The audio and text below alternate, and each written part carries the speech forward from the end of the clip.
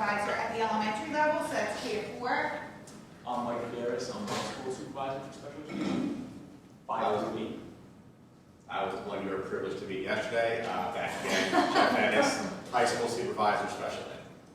And I guess we share with you Casey Molitor, the director. She's on vacation this week. She'll be back next week. And people services, we're kind of all spread out here. We may be expecting one of the people that work in that department, Brandon Carter, to be coming, but the supervisor of people services is actually doing another PD over at the admin building today.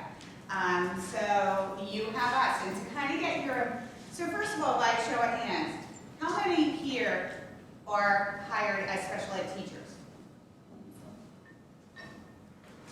7. Everybody else is general education. I'm a psychologist. You're what? Psychologist? Psychologist. Oh, from the MCIU? No. Oh. We hire high. Yeah. Sorry. That's my card. What's that? Nurse? She's here for it. Okay. So we all need to know this. So we're just curious, and to get your brain into the special ed mindset, we have a brief little, we're going to give you total maybe 4 to 5 minutes to do it. Try initially to just fill it in. You know, special ed is sort of known as the world of acronyms. So here are a few acronyms that you can attempt to do. We'll give you about 4 minutes. Just do the best you can. It's all yours. But what I did try to make it really, really difficult. I will say, other than maybe a few of these are terms that you're going to see, these acronyms, that you're going to be hearing and seeing throughout the years as you work here in the school district.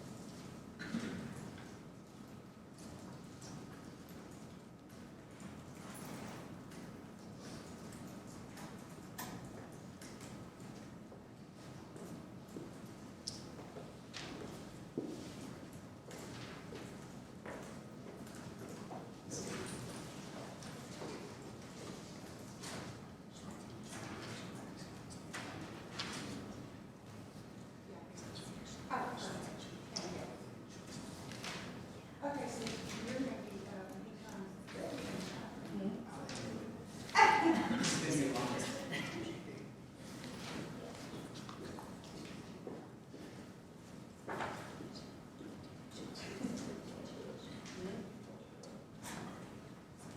Anybody have them all filled in? It's fine if you don't have any of them filled in.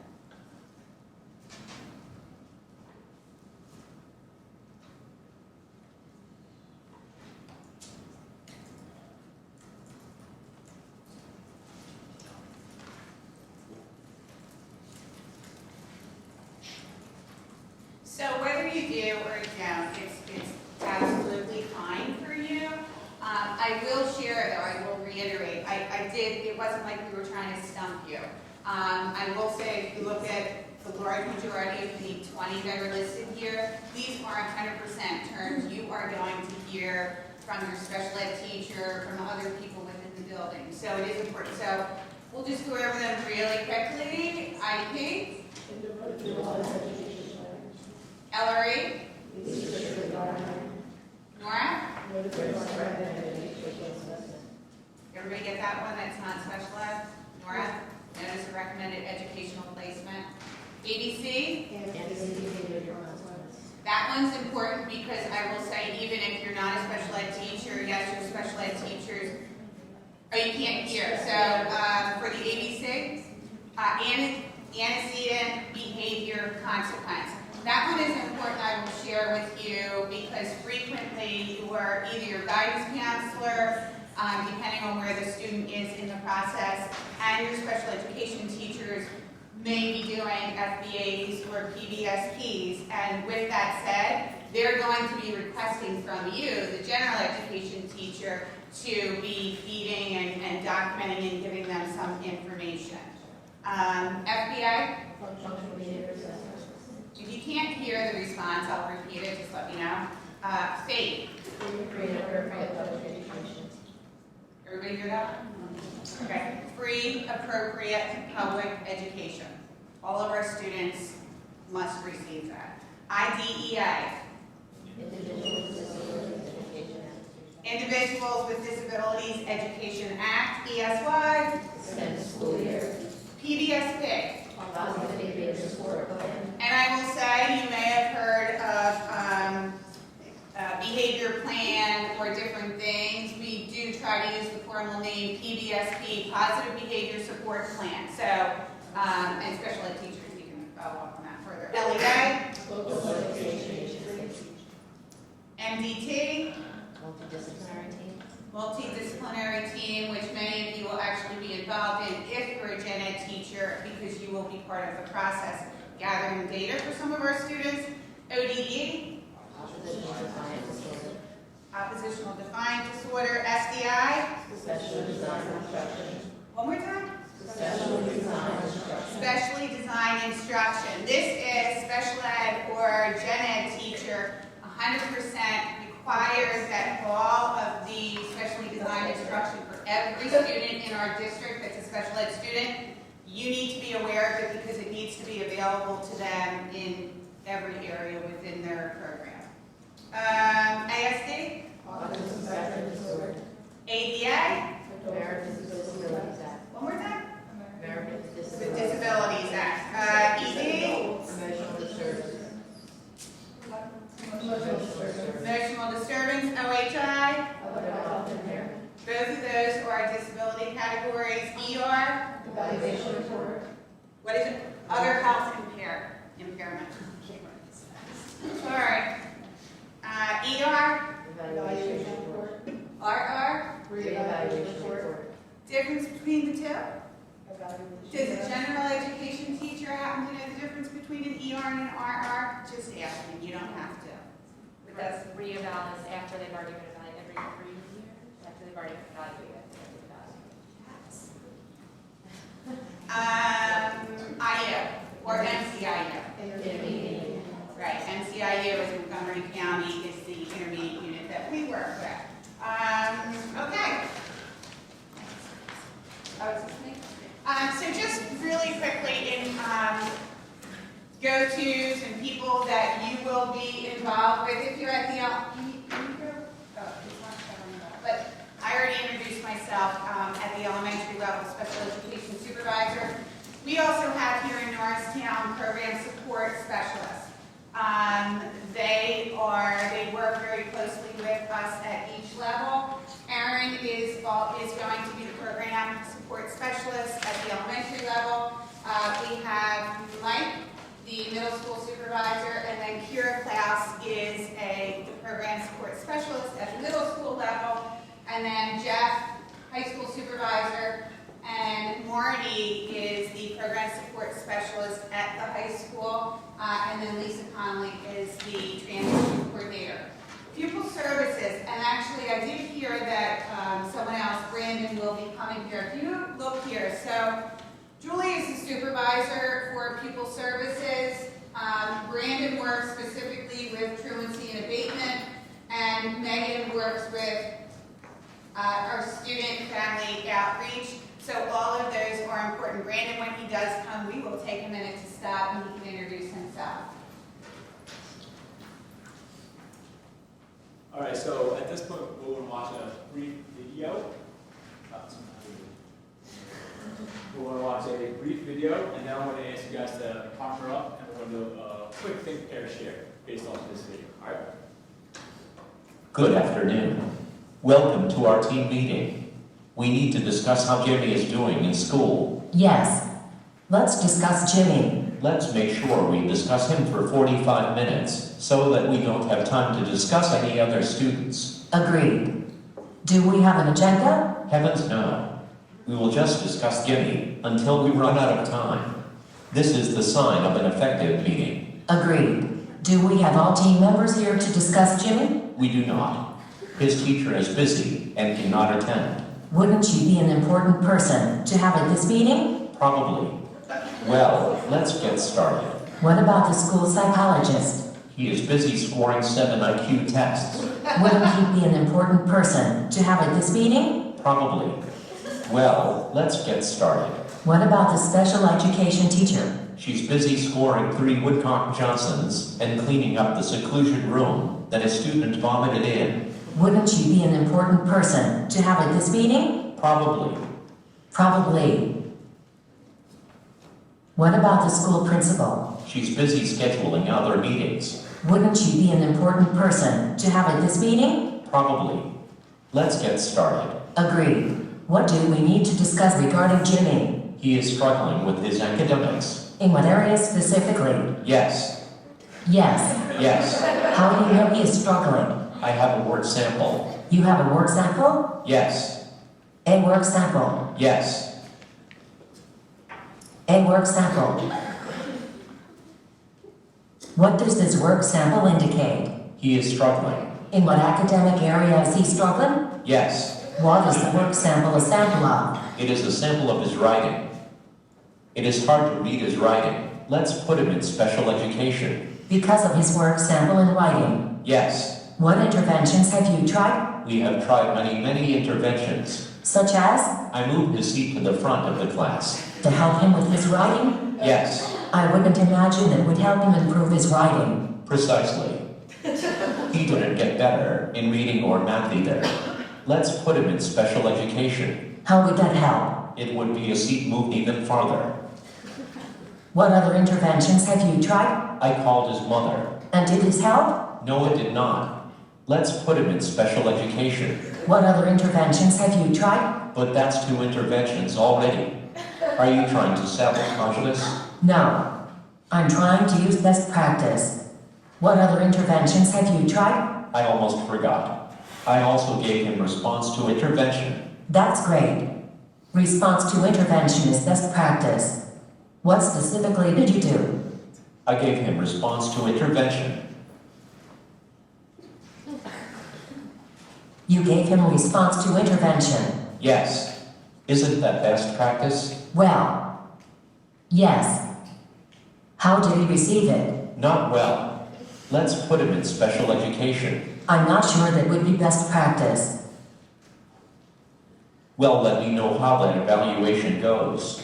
Thank you for this effective meeting. All right, it's a bit exaggerated, I get it, but let's take a minute or two, turn to a shoulder partner, and just kind of think with your partner about what you saw. Think about what were some of those problems, some of the issues. You know, it was really exaggerated, but think of some of the Zoom problems there, and then I'll ask if any partners or groups would like to share. All right, go ahead.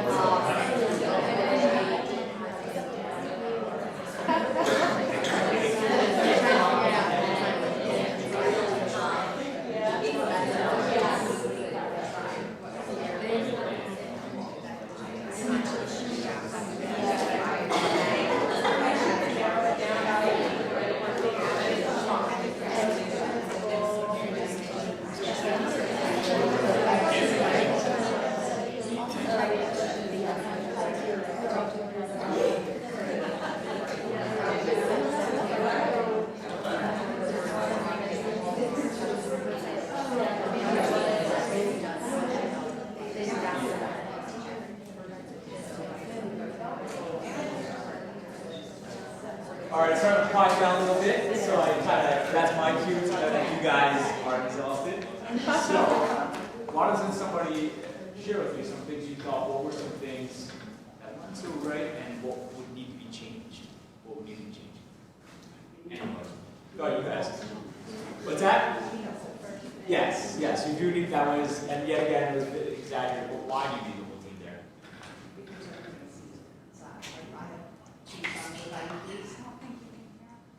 So I have two sons with IEPs, and I actually am made to feel that I should graciously thank the teachers for coming to the IEP meeting. I think it's upset when I'm like, why do I have to thank them? That's their job to be at the IEP meeting. That's what everybody's there for. They're like, oh, thanks for coming out of your way. It's like, no, this is all part of the process. I'm like, that's why they're here. And he gets upset, but I'm like, they're supposed to be here. And everyone's supposed to be here, but nobody's here. And I think, That's why they didn't come. yeah, so I think it's necessary for everyone to be there. Yes, one, because you are part of the team, but I think two, everybody on the team has a different dynamic, role, and perspective of the student, and it really does take a team effort, one, to really understand who the student is and where their disabilities or areas of need lie, but two, also to kind of sift out, where is it happening, what is happening. So it really does take a full team. What else was wrong? The very few things that were wrong. Well, this is obviously a pretty obvious one, but the interventions should be more specific to the actual issue. So his handwriting was the issue, but like the interventions were, oh, I moved his seat, I called his mom. So Is that specific to writing? that's not going to help his handwriting. And No. the one sample is not enough evidence if you were to say it that way. So it's a very good point. Not It speaks to the level of data that we need, and it speaks to the exhaustiveness of interventions that we need, and show that we have attempted before we even start talking about the role of special education. I saw a couple more hands. Identifying special education as a location and not a service to be delivered. So Okay. What does that mean? that portraying special education as being, okay, you're going to go down to that room and that's where you're going to get your special education, and discounting the idea that special education services should be able to be delivered in whatever setting the student is most appropriate. All right, bonus question. One of the acronyms that we Yeah, use, which one was that? LRE, there you go, which is the what? least restrictive environment. If there is one thing you guys can get out of today, that is probably the biggest thing. A lot of us are, well, Carol's been around the longest. Mike and I just started last year, but that's one of the biggest things that we are really trying to push is we still have too many kids that are in like kind of those separate locations, and we're trying to get them back into the gen ed classrooms. So you will be hearing LRE a lot. And the other, and even to go back to what you were talking about, I am going to guess that some people still aren't quite clear on what you're talking about when you say location or place. So if Johnny has an SLD, a specific learning disability, and the thought is he needs to go back to the special education teacher's classroom to that location, he's identified special ed, that's what she's talking about. So special education are services that we will provide to the student. It is not, and we still continue, and I know it's just not in Norristown, it is wherever you have come from, even if you're a new teacher. It is a philosophy change for a number of teachers, educators, school districts, that our students do require. They are all of our students. Special ed teacher, if they have qualified for services, as well as the gen ed teacher. And it is a complete collaboration and has to be. And that's what we continue to push for. Let's, for time's sake, let's try to get maybe two more. Anybody really want to share? Let's see some hands. Anybody? I got a question, man. Someone said something that we did RTII, right? And someone was saying, they said, so what RTII did you do? Give me some interventions that you would use in your pantry. I don't know, I'm asking you guys to think right on your feet, but okay. What would you do? For writing. Like a personal word wall on your desk. Oh, cool, that's a nice one. Elementary school? Yeah. Graphic organizers? Great. Middle school, high school? Middle school. Yes. So can I also ask you a question, because as time went on, as much as they were initially talking about writing, then just in passing it seemed that they mentioned reading and math.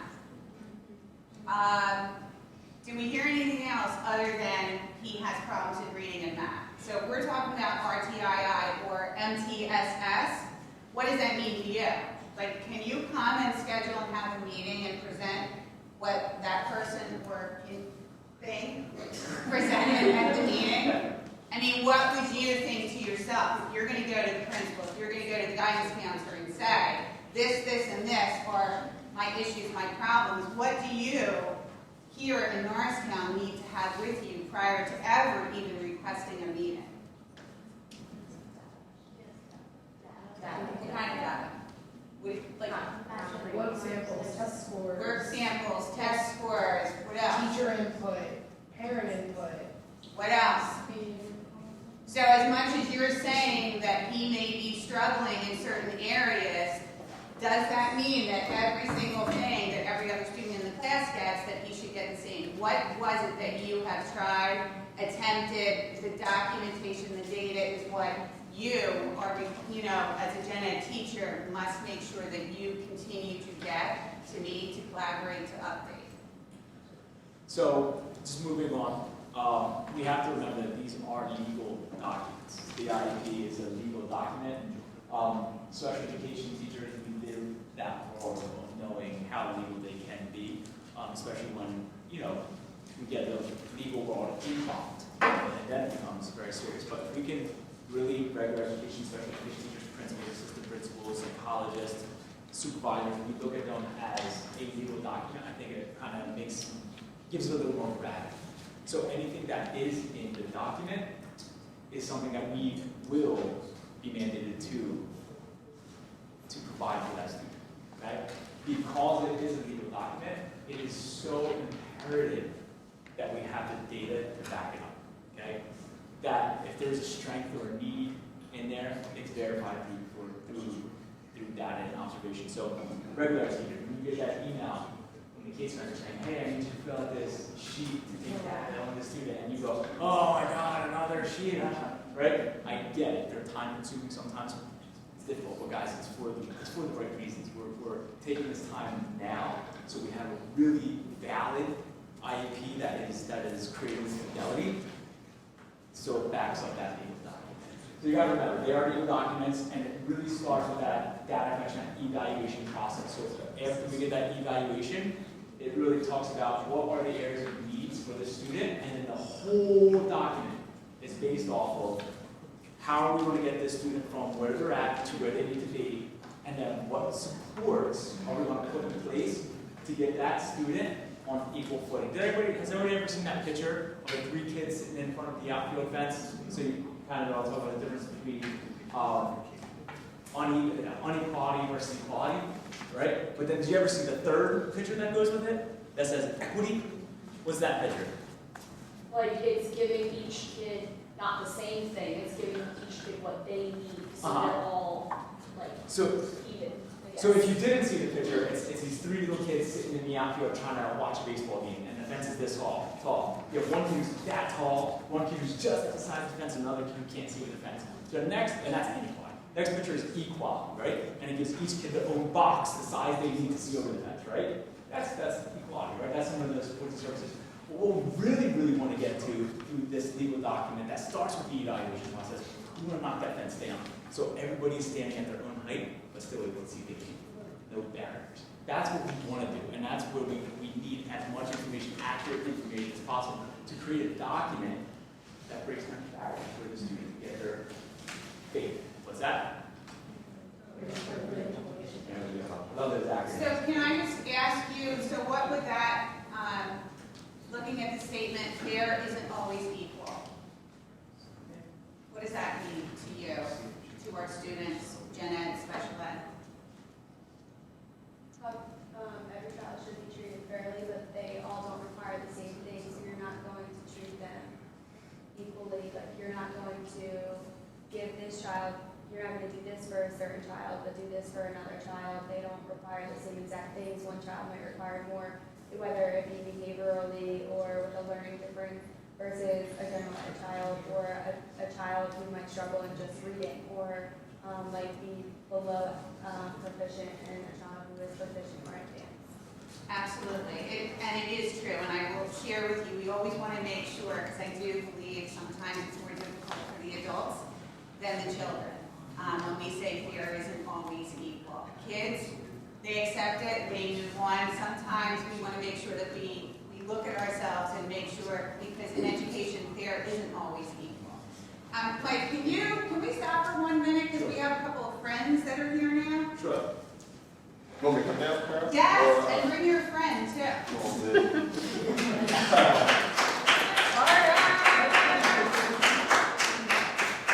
So we had shared in the area of people services, so maybe you guys can introduce yourselves and what you do. Absolutely. Well, my name is Brandon Carr. I'm Associate Legal Specialist with North American School District. I'm Obed Almeida. I'm also a family outreach specialist with the Children's Team Baby Team. Yeah, so I apologize for being late. My son started kindergarten this morning. Orientation. I had to wash my face because I was crying. I apologize for being late. But just sitting up here listening to you guys talk about IEPs and special ed, it's very important even to understand that from a truancy standpoint in attendance. That's one of the things that probably wasn't mentioned. But like a lot of times when it comes to a student who may need a little more assistance in education, it could be an issue where the student, for some reason, is just not even coming to school. So that's probably one of the things, I don't know if it was mentioned, if it was even brought up, but with our students and our population, we have a very diverse district.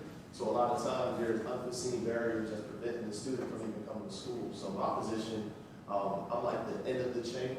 When a SAFE or a citation is finally written from our department. Does everybody know what a SAFE is? Anybody not familiar with the acronym SAFE? So one more acronym. I know, right? So Students Attendance Improvement Plan. All right, that's a SAFE, SAIP, Students Attendance Improvement Plan. And that's one of the things where it's very important because when the SAFE is completed, it's kind of the same thing as an IEP. We expect it to be done really with fidelity. So at that point, when you get a student who accrues 2 to 3 absences, at that point, the SAFE should be completed. It should be a teacher, it should be a counselor, somebody should take initiative and say, you know what, little Johnny hasn't been in my class for 3 days, I'm worried about him, what can we do? And at that SAFE, all it is asking, hey, what are some of the barriers that prevent from coming to school? Is there anything that we can possibly assist you with for getting into school? It could be something small as, you know what, we lived in Norristown, my mom works overnight, she wakes up in the morning, is tired, I get me and my brother up for school, but by the time my brother gets his granola bar, he misses the bus, and they go to East Norton. So now East Norton, there's no public transportation that really brings him out to East Norton, so now little Johnny has missed 3 days of school. Mom is trying her best because she's working overnight, but unfortunately, compulsory education is required for any kid up until 17. So now, Update for this year, the changes, the update for this year, up to 18. up to 18. Yeah. Oh, yeah. Oh, that's good. So in the past, it was up until 17, so now it's But did 18. that pass? Very recently. Yes, it did. Is that not- I knew it was in the General Assembly. Yeah, literally, so you weren't here, so it's this summer. So it's now, we always heard about the 17, it's 18 now. Okay, now it's 18. So basically, in our role is, when I was just mentioning about the SAFE, we kind of want to, get the ball rolling early now because we want to identify the problem. Like I said, when the ball finally gets to me, I'm in court in front of the judge. I'm presenting all the documentation that either teachers, counselors, me, Obed have provided, and now we're in front of the judge, basically trying to see exactly what are we going to do moving forward, ultimately to help the child. It gets tough sometimes because some of the stories you may hear in court, the reasoning behind these kids not coming to school, it's like from the district. Granted, I don't want to be partial. We don't want to just punish people for things that honestly they're crying out for help. So just sitting up there listening to the IEP part. I normally sit in on a lot of IEP meetings because attendance and special ed, literally, we all work and collaboratively. We all work together. So we have Obed and Ogletha on our team this year for family services. Literally, like I said, I'm responsible for every kid in the district, 12 schools. This is my second year now. Last year, I tried my best to, try to get into the buildings, to build a rapport with the students, just so when they finally see me, it's not like, oh man, he's taking us to court, but more so, it's the person that's trying to help me get to school. So in addition to Obed, and Ogletha on our team, we're going to put together a schedule to where you will see a lot more of us within the buildings. My office is housed now in the admin, but I would like to get out into each school building and ultimately build a rapport with the students and kind of get ahead of the truancy issue beforehand. So, like I said, that's pretty much our department. I work alongside with Julie Newsom.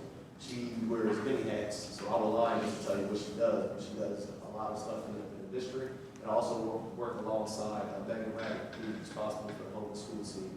And even with her piece, she deals with homelessness. So literally, when it's a student that's affected by IEP or truancy or homelessness, it's really a collaborative effort. And as a whole district, and as a whole team, we try to work together, put our heads together, and come up with anything, solution and possibly aid to the student. So, anything you wanted to add? I was just going to say, my role includes a lot of case management, so where Brendan is kind of the end of the line with regards to court, I try to jump in earlier than that, before the statement is written, to try and manage the case. And obviously, he mentioned our district is very diverse. So being bilingual gives me a little bit of an advantage to be able to work with the Spanish-speaking families, who really struggle even with IEPs, with even understanding what it is that's happening, what this means, what does this mean for my kid, and so being kind of a person that can help translate and facilitate that is very helpful for them. And can I just add too, so as you had mentioned about students with an IEP, just so you are all aware, if and when a student is going through that whole process, and Brandon did mention about attending IEP meetings when those needs are there, even if it's not, say, the annual IEP, just so the special ed teacher and gen ed teacher is aware, frequently, whenever, ever that occurs to the level that a state is done, it must be also, so it will be a revision to the IEP, just so you know, we need to have that included in under their functional areas, just to have, because that's that child's story, and a lot of times, like I said, Brandon will attend, and they both might, or one of the other. Absolutely. It helps us out. It gives us a better picture as to, what the case manager may have done, what the teacher has seen, and just some of the observations. The teachers and counselors work more directly with students than actually we do. We come in contact with the students, but you guys have the opportunity to actually really be able to touch the students' lives on a daily basis. So it's funny, we had a Globetrotter basketball game last year, kind of off topic, but everybody was being introduced to the gym, and I heard all these cheers, so I'm thinking I coach basketball, I'm kind of cool. Maybe when they introduce me, everybody's going to go off. But I'm a truancy specialist. So now when it's, hey, Mr. Carter, it's like, he done took me in the court. So I really didn't, I really didn't get the cheers that I wanted, which was fine. But it just honestly motivated me to say, you know what, I got to make more of a presence in these schools. So the only time these kids aren't seeing me is just in court, but more so within the hallways and assisting the teacher, assisting Ms. Gibbs, or even assisting you guys. So welcome. Like I said, I apologize for being late. Anybody have any questions for me or? So just thank you guys. Just to tell you a little bit more about People Services, it's not just the home and school and truancy and all that. It would be guidance counselors, therapeutic counselors, nurses, and 504. So students with the 504 plan would fall under People Services as well. So I want to transition back in, and we're watching another Just a video. quick question. When we say 504, does anybody know what 504 entails? It's the medical plan for the Nurse. student. So, yeah, I'm going to stand up now. So, yeah, 504s would basically be, they can be like temporary plans, like if a student had surgery or something like that, or a lot of times kids with like maybe ADHD, ADD fall under like a 504 more for just some accommodations that they might need, but not necessarily require an IEP to succeed with the rest of the students. All right, so we're going to go back a little bit. As you see, we love our videos here.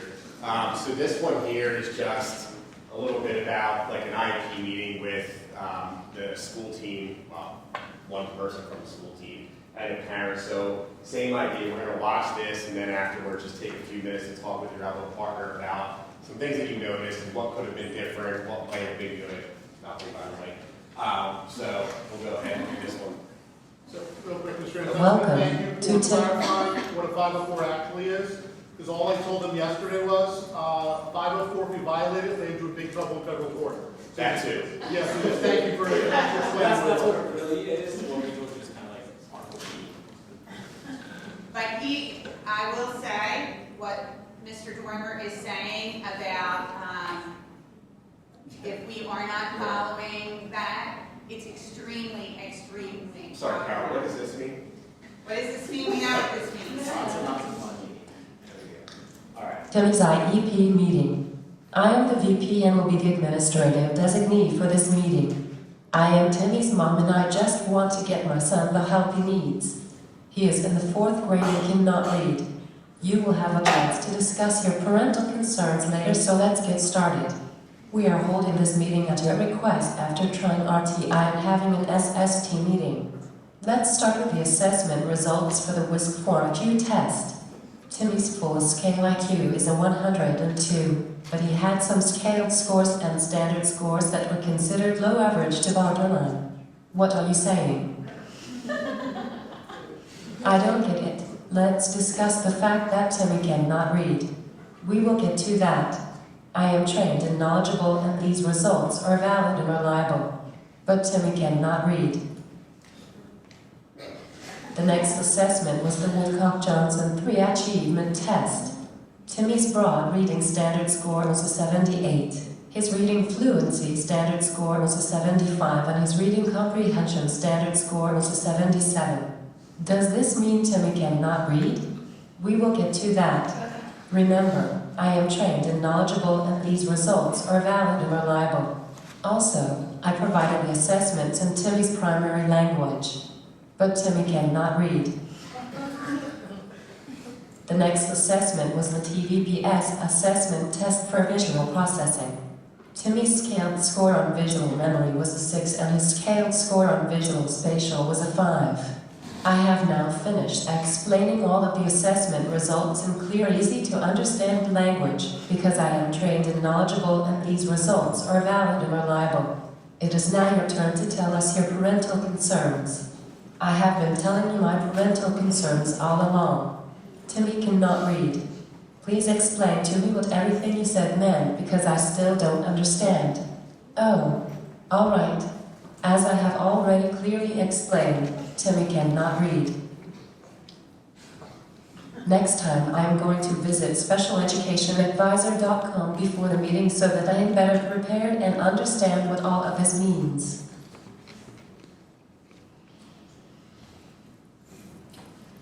All right, so just take about 2 minutes with your elbow partner, just discuss some of the things that you saw in the video, things that were very off, anything that should have been changed, all that kind of stuff. So about 2 minutes. Here are some thoughts that they had from the video. Ms. Sotolica? Yes, it spoke to me a lot of problems with how they presented the evaluation results. It's so important that the parents understand what you're sending. A lot of times teachers don't even understand the results of the test. So for me, like I definitely would want them to have a copy in front of them, a visual of what a standard curve looks like and the standard scores, and then just explain each subtest and why we do each test is so important. She might like to just let her know that we had to do these evaluations to better understand and for her to qualify for special ed, is just explain exactly what each subtest and test is so she has an understanding of what each one is, so she's not confused. So just really quick, just by a show of hands, when we did those acronyms in the beginning, how many, there was at least 5 things on that sheet that you weren't exactly sure about. It's okay, guys. All right.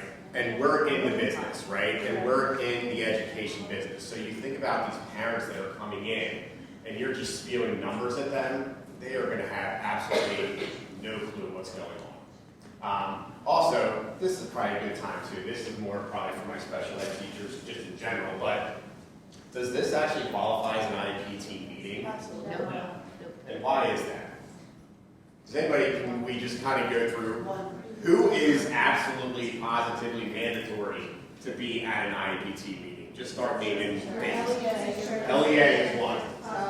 Classroom teacher or gen ed teacher. Gen ed teacher is another. Special ed teacher. Special ed teacher. I hear somebody saying principal over here. The principal would actually act in what role in an IEPT meeting? They would be the LEA. So anybody, basically the LEA essentially means anybody that has the authority to spend money for the district. That's really what it comes down to. It sounds silly, but that is really true. They're the ones that have the ultimate authority at that meeting. So we have three. Who else? Service providers. Service providers, if they're receiving services. We're missing probably the two most important people at that meeting. The parent The student. and yes, the student, if they are of transition age, need to be invited. I highly recommend that we try and get students into every IEP meeting. We really are sitting there talking about them, even if it's just for 5-10 minutes of the meeting. Especially for the younger kids, just so that they know they are part of everything that's going on here. Sometimes it may be better to kind of take them out of the room when you're talking about their deficits and things like that. We don't want necessarily the kids to be sitting there thinking, oh God, I can't do anything right. But they should be involved. Any other share outs from the video? Question, what if the parent wants to bring an advocate? Have someone from Happy with you. So you're gonna have an LEA at that meeting as well, 100%. What if the parent wants to bring an attorney? Do we have to have an attorney too? If they agree, Yes. we have to have one? Absolutely. So in other words, if you come to a meeting and the parent actually has one there and you had no knowledge, or the meeting will not continue, just so you are aware, because the district needs to have the same representation. So if that were to ever occur, very politely, very respectfully, if the attorney is going to remain, then the meeting will end. One more? I felt like the teacher was like very condescending and didn't like address any of the parents' issues or answer any of their questions, basically just ignored them and kept on with the spiel. That's because she's very knowledgeable and trained. Yeah, because realistically, the parent came in and said, what? What is my concern? My kid can't read. After all that spewing, what did they come to a conclusion of? The kid The can't kid can't read, right? So we probably could have avoided a lot of that nonsense and just said, yeah, we're showing that we're having a little bit of a struggle here. Thank you. So when working with parents and communicating with parents, there's definitely a few things to talk about. I'm going to kind of skip over that first one. I think we kind of addressed that. Don't be too technical, all right? Or sometimes we need to kind of get that technical piece out, but then also make sure that you're able to explain it into words that parents can understand. If you're not comfortable doing that, what can you do? Find someone who is. Or it's always okay to say, you know what, I'm not really sure about that answer. Mr. Jones knows that, and I'll make sure after this meeting that I communicate with him and he'll reach out to you. That is better than trying to work your way through it and then finding out after the fact that you kind of gave some misinformation. We would much rather you just say, hey, I'm not really sure. I'll get the professional, the one who knows about this, to communicate that with you. All right? The second piece, opinions can make or break a situation. Stick to facts. All right? When you, especially when we're getting into situations with students that may already have IEPs, if we're throwing out some opinions, sometimes that can kind of get us into a little bit of a pickle. If we're suggesting things that are our opinions, not necessarily based off of data or data driven, sometimes it lands us in bad spots. So just kind of stick to facts. So for example, if he said, I'm the gen ed teacher and I happen to write in or to share, Johnny's a nice boy. Well, what does nice mean? I mean, even though that's like a positive, typical thing, we can think of a lot of negative things, but as long as you are specific, so why are you saying he's nice? What is it that he does, can do? They're the things that you want to make sure. That's being objective. That's identifying the specifics versus your opinion on what you think of. Just assume that everything you write is going to have to be defended by you. So if you do write, Johnny is a nice boy in the IEP, you're going to have to stand up in front of somebody and defend that. I'll give you one example, and this was in a district that I was in before, definitely not Norristown, we wouldn't do this. But I think it's just kind of funny. And this was in an IEP, and it stated as one of the students' strengths as liking Taco Bell. Like, that was legit put in as a strength for the student, which led me to kind of believe and think about that afterwards. And I said, well, what if that was a weakness? What if that student did not like Taco Bell? You know, how are we addressing this in this student's education? It's just, again, it's just one of those things, like, it's not that determined thing, it's just stay away from opinions and thoughts and things like that. The last piece is email matters. Just remember, I'll give you, when we get requests for records from a student, we send a nice little email to Leo, our tech guy, and say, hey, I need all the emails that ever had to do with John Smith, which, you know, sometimes you may get 15,000 of them, sometimes you get 5,000. But just remember, there is always a record list, so really think about what you are sending. And then also that rule, you know, when that parent may have a little bit of a frustration, you know, their little precious son or daughter came home crying because Mrs. Smith was just so mean to me today and, you know, made me do homework when I didn't want to do it or whatever. You know, take that time when you're maybe a little bit feeling that somebody's coming at your neck, for lack of a better term. But I used to say that all the time. Take that time to really read the email. Mike had to do this just this week, you know, responding back to a parent. Just double check this, make sure I'm not condescending, make sure, you know, don't be afraid to have one of your colleagues just kind of look it over and make sure that our emotions are not coming through in those emails sometimes, because as we know, sometimes emails, text, things like that, they don't necessarily come off the way that they're intended. So just be mindful of that. I think one thing you can think of, so imagine that email that you have just written to go to the parent, look at that email as if it's in regard to your son or your daughter. And how would you feel when you read that email? If you have an issue, you have a question or a problem, it's probably telling you there's something here that I need to address or differently. Just out of curiosity, where I'm coming from, because they can subpoena all of the emails with their names, when we were emailing someone about the child, we used initials. Do you do that? I'm just telling you where I came from, that's what was done. So I'm just wondering if that's not done. I mean, we don't necessarily have a legit policy on that. I mean, initials are fine. I mean, I used to struggle all the time is I would just get a student ID number, which just frustrates me because then now I have to go in and it's like 3 extra steps because now I have to go find this kid's ID number, log it into the system, find out what kid we're talking about. I think, you know, initials are fine. I mean, and sometimes also it doesn't, you know, think about if it's really important for the kid to even be identified in the subject matter. Right. It may not be. It may just be something like, hey, I just want to let you know, just student concern or something like that. Maybe the initials aren't even that important. Okay. Only really add that in there if it's absolutely necessary. Just to touch on what she was saying, I know like from our department when we send, because we deal with a lot of students, we typically will use just the initial, just because even when we was advised that when sending out an email, just be prepared, as they mentioned earlier, to defend it. So when we're requesting a student, it's probably more easier for us to access the student ID number, but we'll send a student ID number without the initials, and sometimes we'll send a student ID number with the initial, just so happen I make a typo in the student ID, and I send over ML, but the student who type in is BC. Like, hold up, there's a discrepancy. So we're trying to alleviate having names, but we do use the first and last initial or either student ID number. Yeah, I mean, I guess to really answer that question, like when they pull those records, it's going to pull first name, last name combinations, ID numbers. It doesn't pull initials. But guys, just don't think because you're using initials, you're protecting yourself. It's just a way to keep it a little, I guess it's a way to be a little more discreet from your end. But listen, if somebody knows there's an email that went out using the initials, it's there, it's searchable, it's on the line. It's going to be there forever. It's an email. So don't think that you're going to, get over the system. Whatever you do, make sure you stay professional.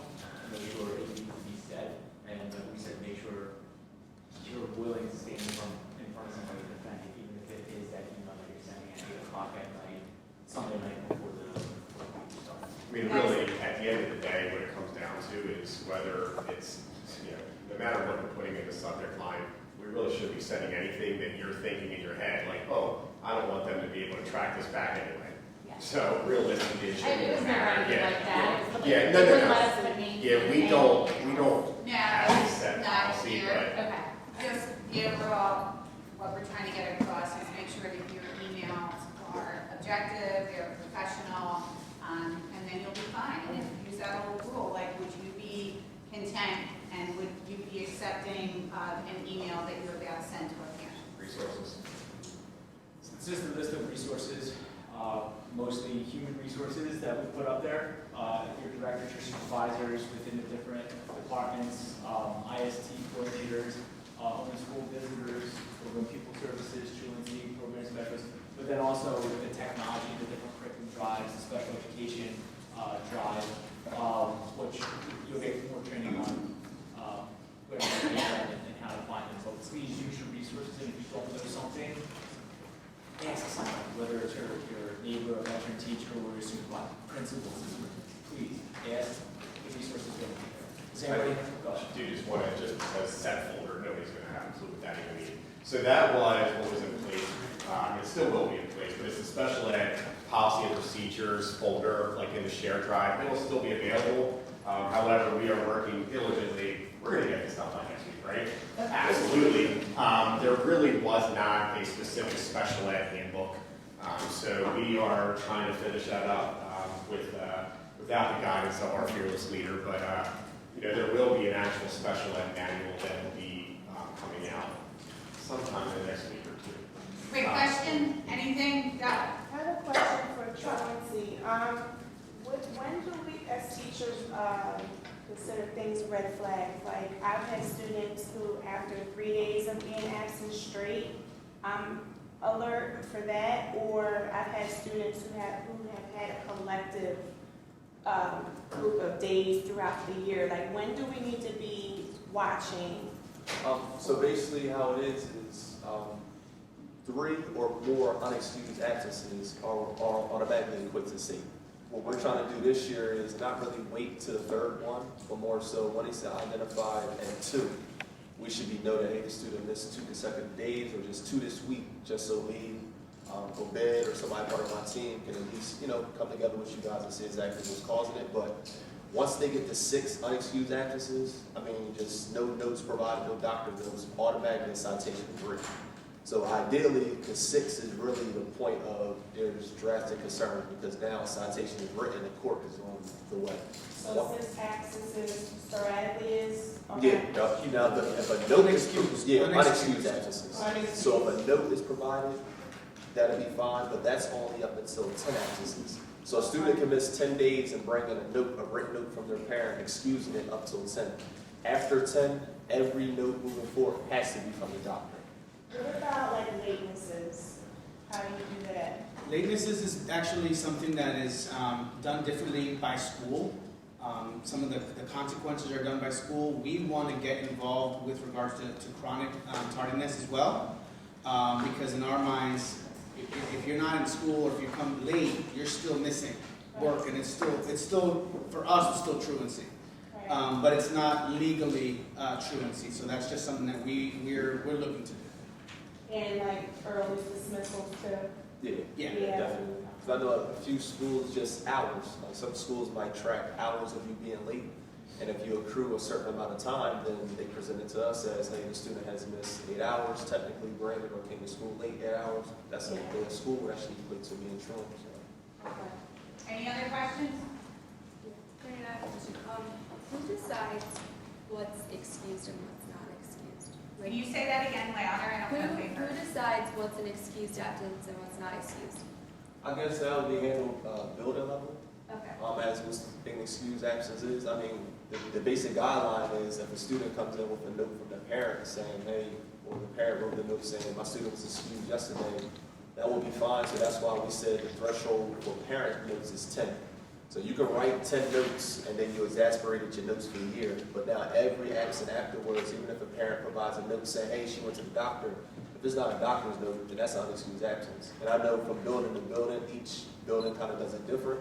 So that's why this year we're trying to, collectively come and be on one accord as to we're all kind of doing the same thing at each building, just so we're all on the same page. So we want to thank you, we want to welcome you, and I'm sure we'll be seeing you frequently.